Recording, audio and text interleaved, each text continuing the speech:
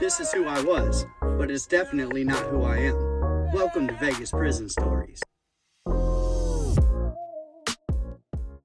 Alright, so a lot has come out about the Southern Desert Correctional Center riot on December 8th of last year. That's the one where I told you guys Little Dog came in, said, man, forget this. We're not doing this anymore. Set it off, took the unit, all that good jazz, right? So a little bit more has come out, a little bit deeper into the story. So about a month and a half ago, the warden of Southern Desert, also known as Indian Springs, he resigned.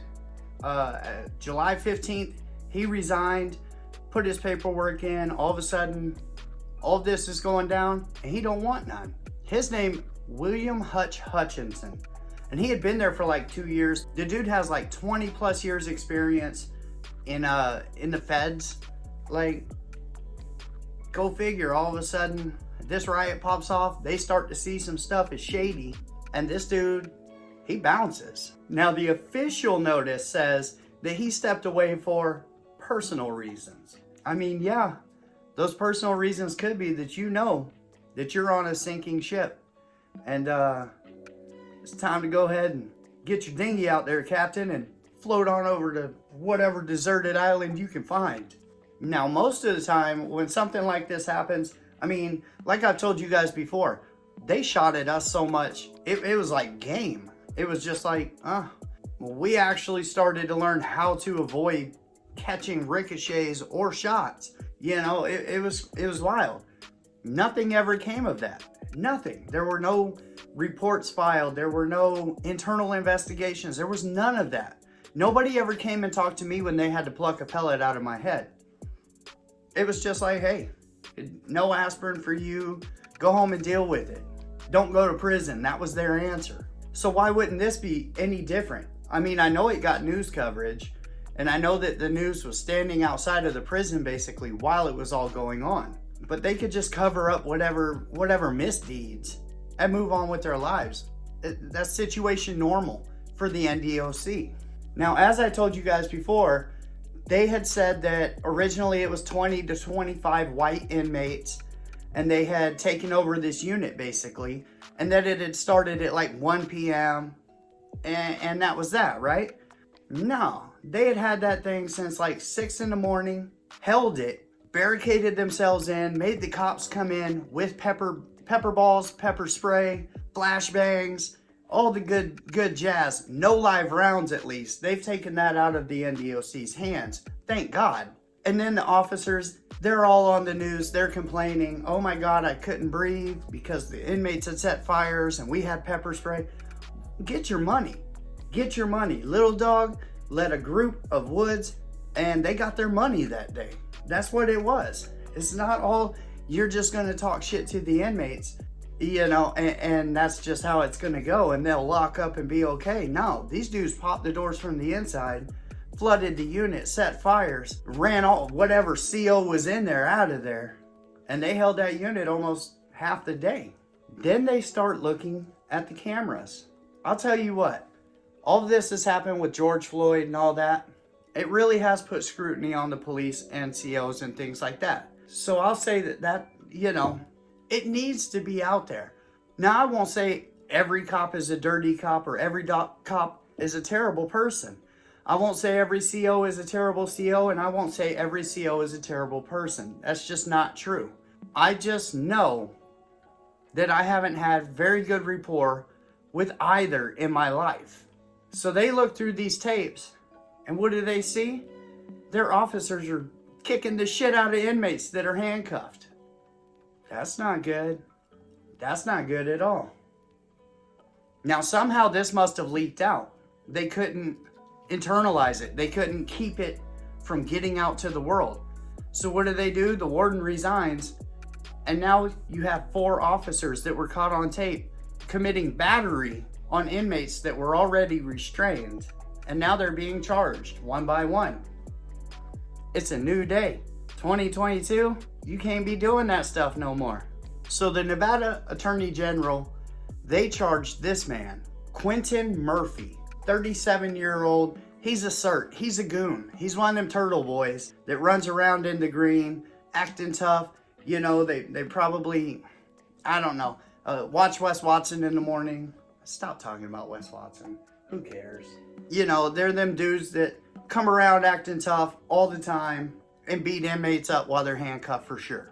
So he was seen on film committing battery on 2 separate inmates. One, he had taken their head and slammed it into the wall. Then he pulled him back, slammed him into the wall again, until the dude's pants fell down around his ankles. Like, that's not how you just treat people. For doing that, he's been charged with 1 count of battery, 1 count of inhumanity to a prisoner, which is new to me, and 1 count of oppression under the color. Let me look at this to get it right. Oppression under the color of office with the use of force. Now, I thought I had heard every charge: defacing a hamburger, attempt jaywalking, obstructing the flight of a pigeon. Like, Nevada has crazy laws. Las Vegas definitely does too, Clark County. But I've never heard of this. Obviously, that's probably because I've never been locked up with any cops. Now, the other 3, I don't have pictures for yet, but we're going to find those and we're going to blast them all over too. We have Paul Bowerman, who I found one that probably fits the bill of looking like he's probably a CO. He's ex-military, all that. I found him on Facebook. At least I found his profile. But I don't want to put his picture up if that's not him. Then the next one's name is Timothy Smith. And I can't tell you how many Timothy Smiths live in Nevada, in Las Vegas. It's insane. And then you have Brian. I can't tell if it was a typo in the news. Bryan Lopez, or Brian, Bryan. I don't know, but there's a ton of them too. Or it's the same one making crazy different amounts of accounts. Now, this Lopez cat, he's being charged with 4 counts of each of those, with the battery, inhumanity to a prisoner, and oppression under the color of office with the use of force. So he seems like he's probably the one that's all hopped up on Mountain Dew, acting all crazy like a spider monkey.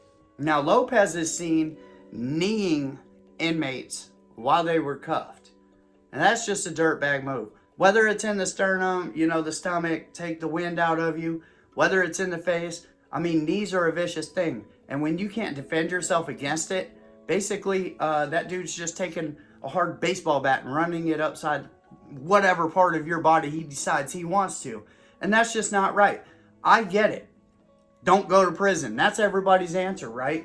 No, that is not the answer. You do something on the outs, you get put away. Now all of a sudden, what? It's okay to just be handcuffed and beaten? Get out of here.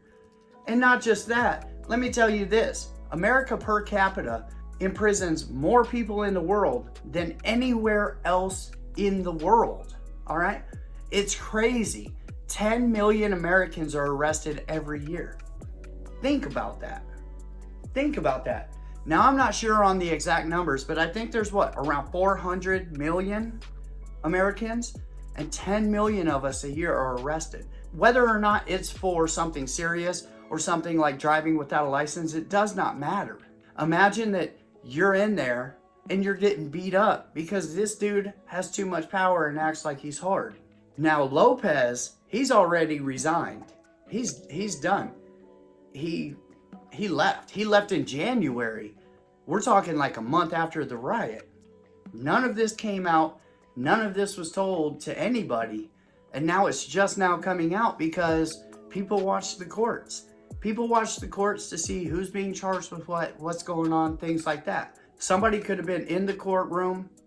This dude comes in. They hear these weird, funky battery on a prisoner or inhumanity to a prisoner. And all of a sudden, they hear him say their name. I'm going to remember that name. Now I'm going to go look you up. I'm going to find out what that's about. Then I'm going to call the news and be like, hey, they're charging officers. And all of a sudden, it's out in the world.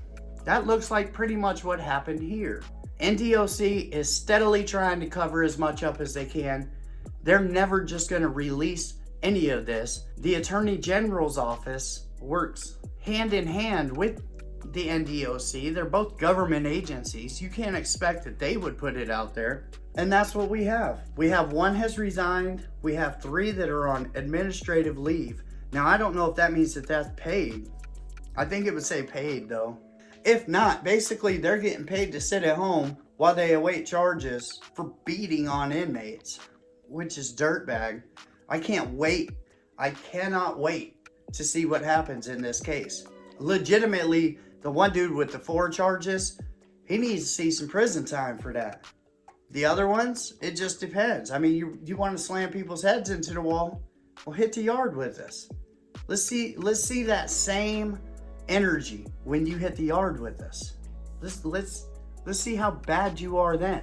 But you'll go PC, but that won't save you either.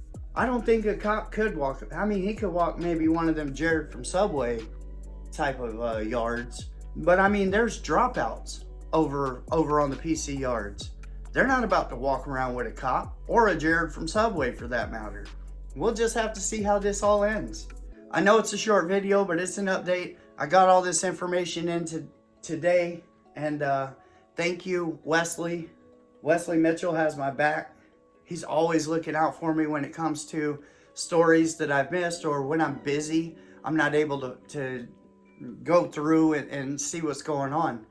And this is definitely a good one. So thank you, Wesley. Thank you for coming to Vegas Prison Stories. I appreciate each and every one of you. And I'll see you next time.